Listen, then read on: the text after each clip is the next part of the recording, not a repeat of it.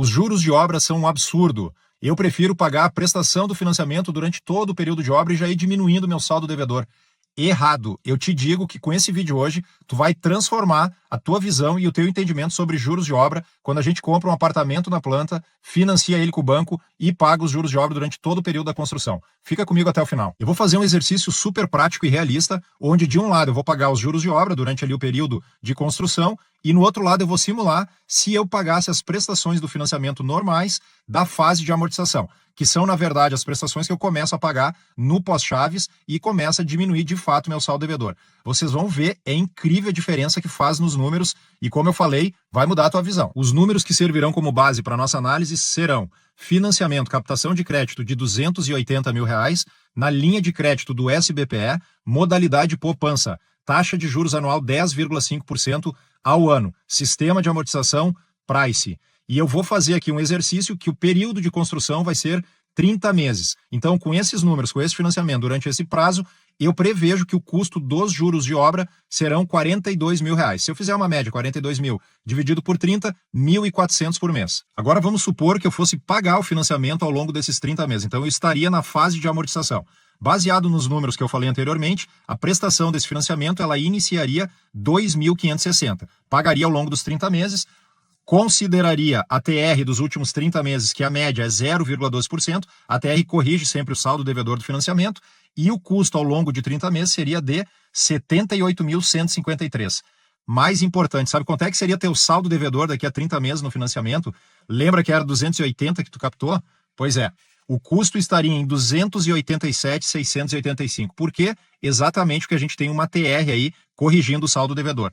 Nos juros de obra eu paguei 42 mil apenas e eu estou devendo lá no 31º mês 280. Então, no financiamento aqui no exercício eu gastei 78.153 e nos juros de obra 42 mil. Sobrou 36.153. E o saldo devedor, se eu fosse pagar as prestações do financiamento, estaria em 287.685 contra 280, mais 7.685 que eu teria na mão para amortizar no prazo, no caso dos juros de obra, quando eu entrasse lá na fase de amortização. Agora eu vou te falar os números, o resultado dessa amortização do prazo do financiamento. Agora, como eu vou estar se eu paguei os juros de obra? É número pra cacete, tá? Vamos prestar atenção aqui.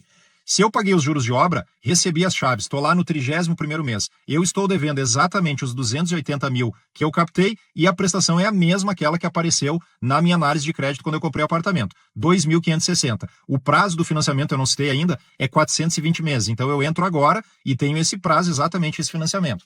Só que eu tenho, comparando com aquele exercício, se fosse pagar as prestações do financiamento, eu tenho 36.153 mais 7.685 que eu vou poder amortizar no prazo. Então, 43.838. Vou amortizar no prazo, olha só agora, impressionante. Os 420 meses que eu tinha de prazo aqui, fazendo o racional do mercado, pagando juros de obra, eles vão baixar de 420 para 206. Ou seja, diminuiu 214 prestações ou 17,8 anos. E o financiamento que custaria sem nenhuma amortização 1.334.503,92, agora ele vai custar 630.451,63. Ou seja, uma economia que esses 43 mil vão me render de 704.052. Parece mentira, eu fiz 3 vezes esses cálculos na planilha para ver se tinha alguma coisa errada, porque realmente é impressionante. E já sabendo que tem gente que vai falar, mas tu fez no sistema de amortização da Price, que reduz muito pouco o saldo devedor, tanto que a gente viu que o saldo devedor em 30 meses subiu, tu deveria ter feito na saque. Eu não vou trazer mais um monte de número aqui, mas eu fiz o exercício na saque e pela saque ter uma prestação inicial 25% superior à Price, tu vai desembolsar muito mais ao longo dos 30 meses, o teu saldo devedor realmente baixa um pouco, ele não sobe como na Price, mas tu vai ter um valor muito mais alto para amortizar no prazo, e os números ficam ainda mais impactantes. Então aqui eu não vou colocar agora mais esse monte de análise, vai alongar o vídeo, vai confundir a cabeça. A partir de agora, então, para de falar que é um absurdo a cobrança dos juros de obra e fale que é um absurdo os números que a gente viu nesse vídeo. A gente precisa entender do mecanismo do financiamento. Os juros de obra, eles são benéficos. O custo do dinheiro, se tu for ver, 42 mil, que eu captei 280 ao longo de 30 meses, ele fica em 0,47% ao mês o custo percentual. É um dinheiro barato, é por isso que é benéfico. Eu não vou explicar como é cobrado os juros de obra e por que eles não ficam caros se tu for fazer essa análise racional e percentual de cada mês.